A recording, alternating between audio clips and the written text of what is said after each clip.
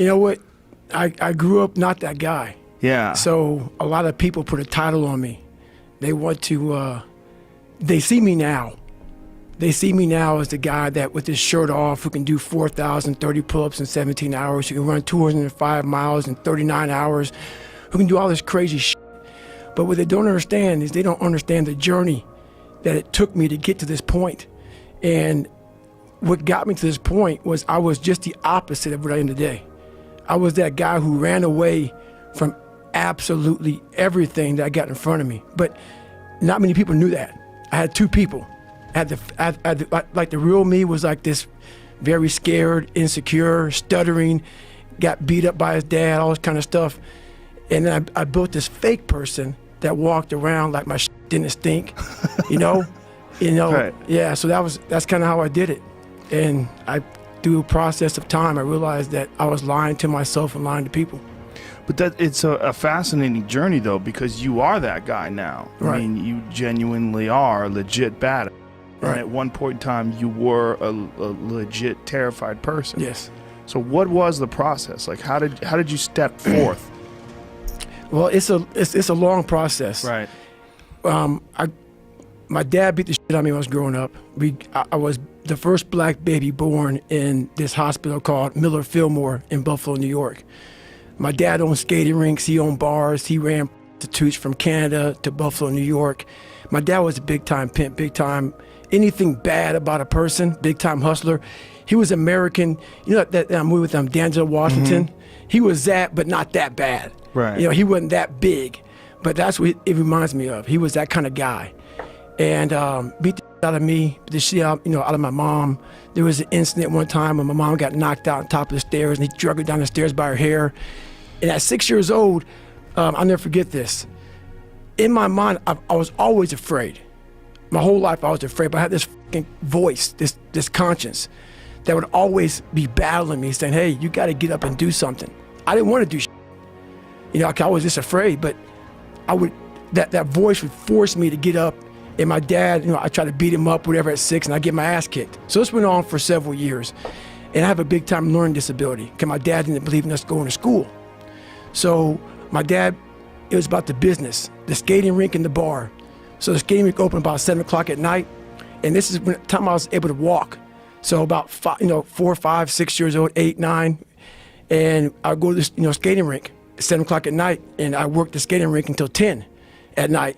And then we would scrape the gum off the floors and we cleaned the whole skating rink up. And then my dad had an office. And my brother and myself would sleep in the office. And my mom would go upstairs and work the bar until 3 o'clock in the morning. And then they cleaned the bar up. So after all that shit was done with, going to school rarely happened. So when I went to school, I was all kind of, my learning disability. I had social anxiety. I was just a jacked up kid from living in this tortured home. From the outside looking in, we lived in an all-white neighborhood, and then we would travel to the ghetto of Buffalo, New York, where the skating rink was at. So we worked around mostly blacks, and I lived around mostly whites, but no one knew what was going on in that house on 201 Paradise Road. It's crazy. But my mom got courage to finally leave him when I was about 8 years old. We moved to a small town in Brazil, Indiana, and that's when the real war started for me. And Brazil, Indiana is a small town. Great people, a lot of great people. And I say that because a lot of people get offended. And I'm going to get to the point why they get offended. There was about maybe 10 black families at about 10,000 people in the town. And in 1995, the KKK marched in the 4th of July parade. So this was not everybody was racist. There was a lot of good people. Some of the best people I knew was there, but there was also a lot of racism there. So me being one of the few black kids in that, in that area, it kind of haunts you. I had stuff on my notebook, we're going to kill you, on my Spanish notebook. They had that on my car, we're going to kill you. This is early 90s. And so even though I showed it didn't hurt me, it was jacking me up. So all the insecurities I had when I was a kid with my father, I moved into this area here, and it just got worse and worse and worse. And the shit haunted me. And that voice that I talked about, it kept talking louder and louder and louder, but I was doing nothing about it. And I decided to make moves. And I cheated all through school. And it's kind of humbling to talk about my stories sometimes, and it's also embarrassing, but it's real. It's who the I am. It's what I am. It's what created me.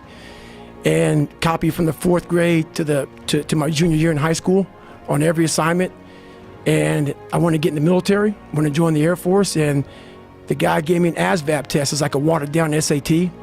And I couldn't copy on it because the guy beside me had a test A, I had test B, the guy on my right had test C. So I looked to copy on this test and I couldn't copy on it, so I got like a 20. And I wanted to be an Air Force pararescueman. It's guys that jump out of airplanes and save down pilots. It's a special operator in the Air Force. And my score was so horribly low that I had to retake it again. And he said, hey, I got like an 18 the second time, even worse. I need to get a 50 out of a 99. And so my mom and I, for a while, we lived in the government subsidized apartments, $7 a month, and also food stamps. And we slowly moved up to a $230 a month place. But at the time, we were pretty poor. But my mom afforded enough money for me to go to see a tutor one hour a week.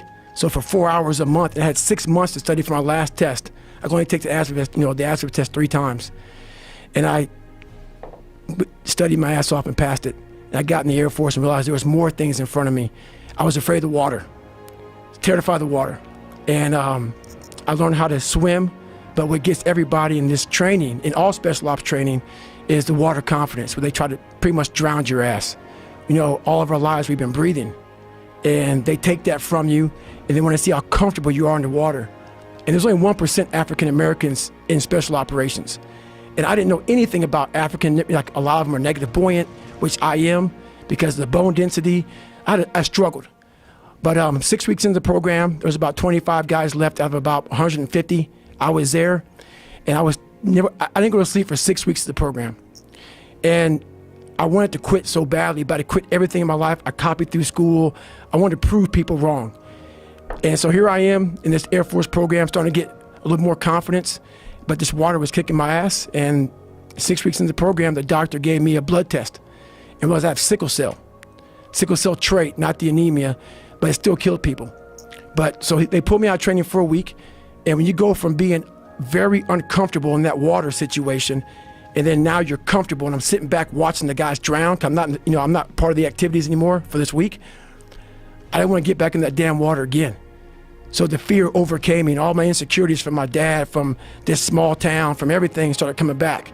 And even though no one knew how fucked up I was, kind of create this other person who was tough, I lived with this shit all the time.